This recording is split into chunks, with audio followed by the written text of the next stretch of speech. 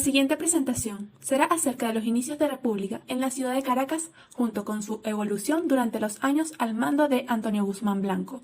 Los avances en la Caracas del primer tercio del siglo XIX se comienzan a notar cuando se empieza a formar una organización urbana diferente a la colonial que estaba constituida previamente, con el establecimiento de nuevos servicios y la construcción de nuevas infraestructuras y equipamientos, que a pesar de que fueron intervenciones y obras de poca magnitud, fueron de gran importancia ya que marcaron el inicio de los planes para resolver las insuficiencias más evidentes de los ciudadanos.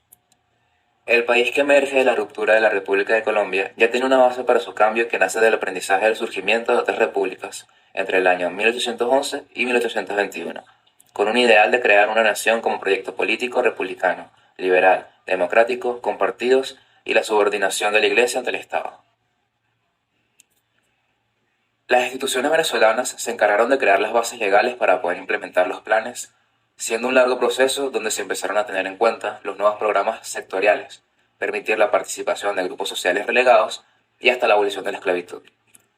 Esto siendo un primer avance a nivel económico, social, político y cultural que posteriormente permitiría las intervenciones urbanísticas más importantes y que siguen vigentes en la actualidad. A continuación, se estableció una línea de tiempo para ilustrar mejor los periodos de la historia entre la República temprana hasta el periodo guzmancista en Venezuela. Entre 1810 y 1812 ocurrieron los siguientes sucesos. El 19 de abril de 1810 se declara la independencia de Venezuela. El 5 de julio de 1811 se firma el Acta de Independencia de Venezuela. Y, por último, el 26 de marzo de 1812 ocurre el terremoto de Caracas, que representa la caída de la Primera República. El periodo de 1813 a 1819. En 1813 ocurre la campaña Admirable liderada por Simón Bolívar. Y en el mismo año, el 5 de agosto, ocurre la toma de Caracas y establecimiento de la Segunda República.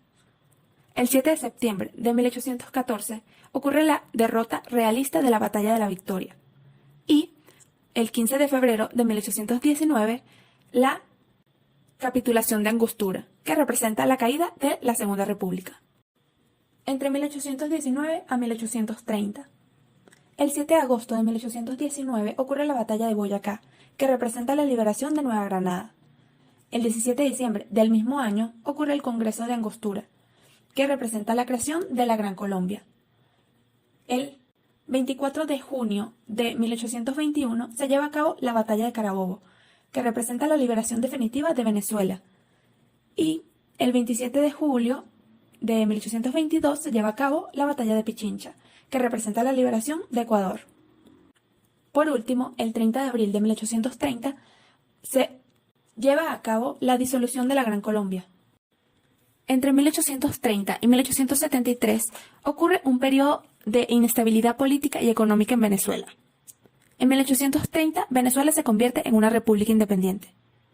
Entre 1830 y 1847, guerras civiles se llevan a cabo y, a su vez, caudillismo, debido al vacío poder y debilidad institucional que fue aprovechada por caudillos y otros líderes militares que se dedicaron a la política después de tomar el poder por la fuerza. Entre 1848 y 1858 se lleva a cabo el gobierno de José Tadeo Monagas. Entre 1859 y 1863 ocurre la Guerra Federal. Y por último, entre 1863 y 1873 ocurre y se lleva a cabo el gobierno de Juan Antonio Guzmán Blanco. Entre 1873 y 1888. En 1873 es que Antonio Guzmán Blanco toma el poder e inicia el Guzmanato. Durante estos años ocurre una modernización del país, donde su periodo como gobernante se caracterizó por muchos avances en la economía, un marcado proceso de centralización política, nuevas leyes y las grandes obras públicas que se realizaron. En 1888, Guzmán Blanco deja el poder. La recuperación de la economía nacional durante esta república temprana generó un crecimiento demográfico moderado. La producción se incrementó de manera progresiva y aumentaron los niveles de ingreso, lo que permitió la creación de presupuestos nacionales y regionales, incluyendo el presupuesto ajustado para las obras públicas.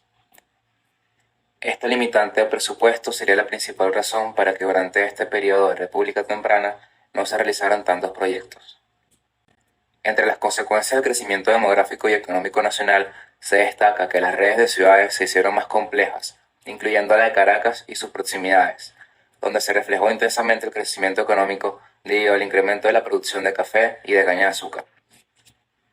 Con esta situación, la necesidad de invertir en vialidad central en la capital era cada vez más incuestionable, con carreteras que satisfagan los recorridos hacia los valles productores y el puerto de La Guaira, así como también carreteras internas dentro de la capital debido al surgimiento de nuevas sedes comerciales, manufactureras, artesanales e industriales, bancos y casas mercantiles.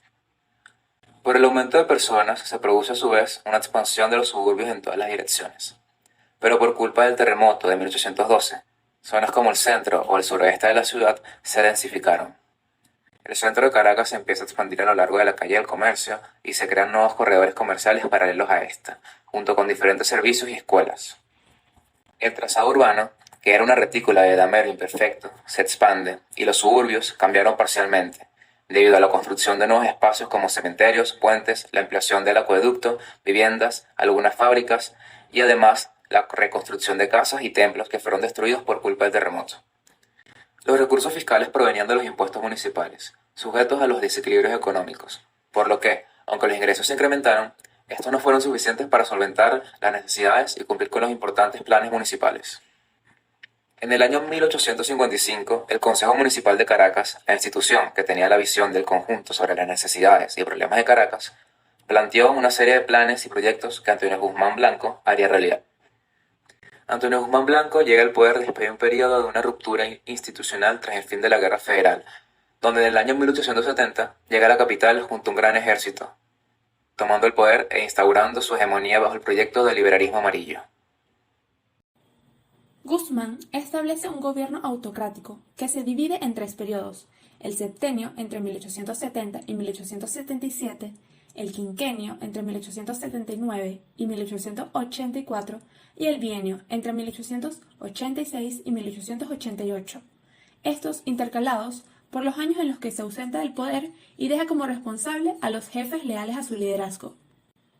Guzmán se enfrenta a un país fragmentado en jefaturas regionales y con una economía golpeada por la guerra, pero también coincide con un momento de auge de los precios del café, que es el principal producto de exportación que movía la economía en el momento. El proyecto principal durante este gobierno consistía en reordenar la administración estatal bajo un acuerdo entre los grandes comerciantes portuarios y el Estado, para instalar un sistema de aduana que permitiera ingresos estables al Estado, además de un sistema de crédito para estimular la producción agrícola y el pago paulatino de la gran deuda acumulada tras años de conflictos internos. A su vez, se inaugura el Tratado Constitucional con el que se distribuye de manera centralizada los presupuestos regionales, como una expresión de un sistema de gobernabilidad entre jefes regionales y un Estado nacional emergente. Durante el septenio, el Estado se separó casi en su totalidad de la Iglesia, a partir del rechazo del arzobispado al gobierno guzmancista, el cual llegó a amenazar con crear una Iglesia nacional, y esto provocó la intermediación del Papa, quien termina eligiendo un arzobispo de acuerdo con el mandato de Guzmán Blanco. Durante el conflicto se creó el registro civil y se disminuyó notablemente la influencia de la Iglesia en asuntos públicos. Las obras públicas realizadas durante estos periodos fueron de gran importancia, comprendiendo los grandes teatros, edificios gubernamentales, parques y plazas, educación pública, vías de comunicación y una red de ferrocarriles que se proponían traer el progreso y aumentar la productividad. La construcción de los ferrocarriles supuso una gran inversión internacional que posteriormente pesaría en las finanzas del país, cuando no hubo la productividad esperada. El ferrocarril Caracas-La Guaira fue una obra de infraestructura excepcionalmente moderna, debido al sistema de túneles y puentes que cruzaban la cordillera de la costa. Este plan modernizador de la cultura caraqueña se hizo con cualidades importadas desde Europa, especialmente del París del Segundo Imperio, ya que Guzmán vivió varios años en dicha ciudad. Esto pudo ser visto como la constitución del primer movimiento de un periodo europeizado en la historia capitalina de finales del siglo XIX. Algunas de las obras públicas más conocidas que se hicieron en Caracas durante el mandato fueron el Panteón Nacional, el Palacio Federal Legislativo, el Teatro Municipal, el Parque El Calvario, el Templo Masónico de Caracas, la Basílica de Ocho, la estatua ecuestre del Libertador en la Plaza Bolívar, la Plaza del Venezolano, así como las fachadas del Palacio de las Academias y el Palacio de la Exhibición, entre otras edificaciones y obras civiles. Lamentablemente, al pasar el auge de los precios internacionales del café, varios de los grandes proyectos modernos en la capital quedaron inconclusos y descontinuados. Breves conclusiones y el legado. Caracas, durante la República Temprana, fue una ciudad marcada por la guerra y la inestabilidad. Sin embargo, ya se empezaba a contar con este espíritu independentista y los inicios de construir un nuevo país, así como también una capital como centro político, social y económico digno que fue poco a poco mejorando. En general, el gobierno de Antonio Guzmán Blanco tuvo un impacto significativo en el desarrollo de Venezuela y sobre todo de Caracas. Sus reformas modernizadoras en diversos ámbitos, incluyendo la educación, la infraestructura, la cultura y la economía, sentaron las bases para el progreso del país en el siglo XX, a pesar de ser un gobierno criticado por su autoritarismo, su corrupción y su carácter centralista. Muchas de las obras construidas durante este periodo aún se conservan en la actualidad y siguen proyectando una imagen de civilización y alto valor para los ciudadanos.